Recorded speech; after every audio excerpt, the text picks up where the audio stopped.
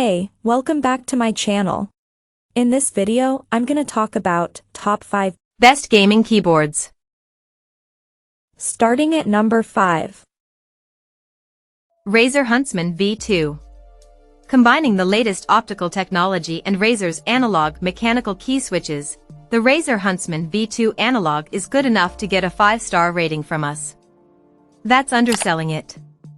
This gaming keyboard delivers the best typing and gaming experience of any keyboard we've tested in the last few months, with extremely satisfying tactile feedback and a wrist rest that's designed to let you game for longer. It allows actuation point adjustments between 1.5mm to 3.6mm in increments of 0.1mm, which is a blessing for any competitive players. And it boasts dual macro ability, so you can program 2 actions on a single key press across different pressures. Rounding those features out are the most comfortable wrist rest we've ever used and a built-in twin cable. As far as keyboards go, it is sitting on the expensive side of things, but it's definitely worth it. Coming at number 4. Cooler Master 770 Malawian Kwaches. Cooler Master's 770 Malawian Kwaches isn't the cheapest gaming keyboard you can find, but $119 is a fantastic price for everything you get in this keyboard.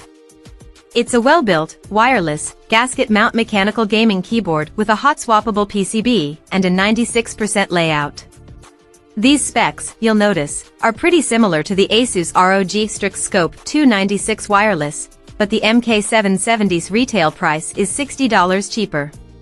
The 770 Malawian Kwaches comes in 2 colorways, Space Gray and Macaron, which is a unique pastel mix of mint green, light pink, and pale yellow. It features a sturdy plastic chassis with 1 set of flip-out feet for angle adjustment and double-shot PBT keycaps with shine-through legends. It's not quite as sleek as the ROG Strix Scope 296 wireless, with a slightly larger, bulkier chassis that measures 15 by 5.5 by 1.5 inches, 380.9 by 140.4 by 38.7 millimeters, but is still pretty economical, space-wise.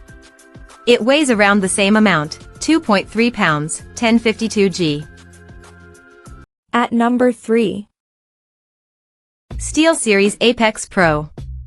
They're not for everyone, but if you don't need all the extra keys on full-size and TKL layouts, an ultra-compact 65 or 60% keyboard might be right for you. Mini keyboards drop everything but the absolute necessities. A 65% layout has no number pad, navigation cluster, or function row. A 60% layout also drops the arrow keys. Fewer keys means a much smaller footprint, perfect for gamers who want to angle their keyboards, have a smaller desk, or need something to travel with. But fewer keys also means you'll need pretty robust customization options, which is why the SteelSeries Apex Pro Mini Wireless is our favorite ultra-compact gaming keyboard. The Apex Pro Mini Wireless is a sleek, sturdily built 60% keyboard featuring the brand's OmniPoint 2.0 hypermagnetic switches. If you're wondering, at launch these were called OmniPoint 2.0 optical switches, and SteelSeries rebranded them as hypermagnetic to tag onto the trend of magnetic switches. They're the same switches, and, like other magnetic switches, feature adjustable actuation points, but SteelSeries did push out a firmware update that unlocked a wider actuation range and added a rapid trigger option. The Apex Pro Mini Wireless comes with a slew of preset secondary key binds, which are conveniently printed on the sides of the keycaps and are relatively intuitive. And if you don't find them to be particularly intuitive, you can also remap almost every key, both primary and secondary key binds. You can also set each key's actuation point and RGB lighting individually, if you want. Number 2 of my list.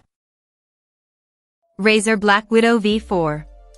If you've got the desk space, a full-size gaming keyboard is absolutely worth it.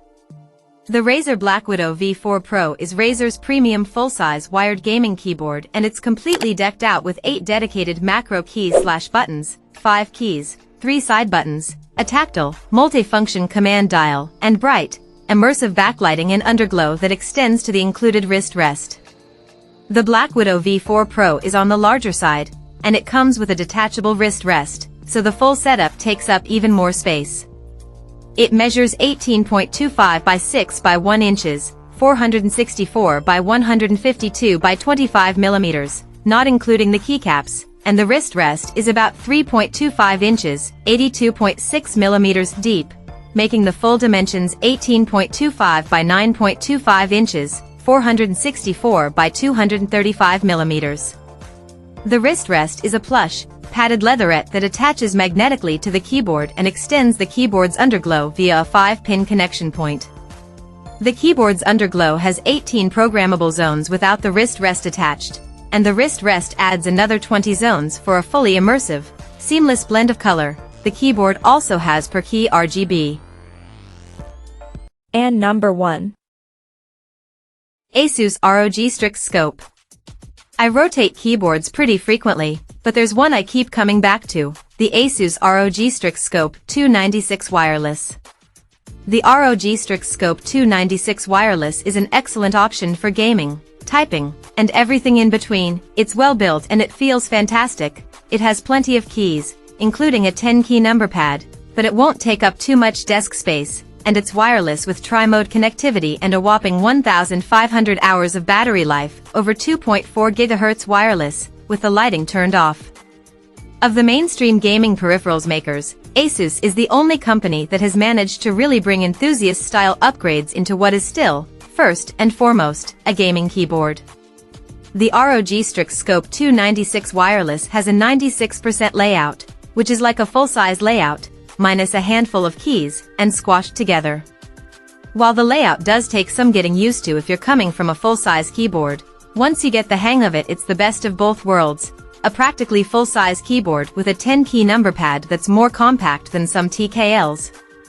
The Strix Scope 296 Wireless measures 14.84 by 5.16 by 1.57 inches, 377 by 131 by 40 millimeters, which makes it smaller than our favorite TKL, the Lemke L3, which measures 15.78 by 5.39 by 1.69 inches, 401 by 137 by 43 millimeters.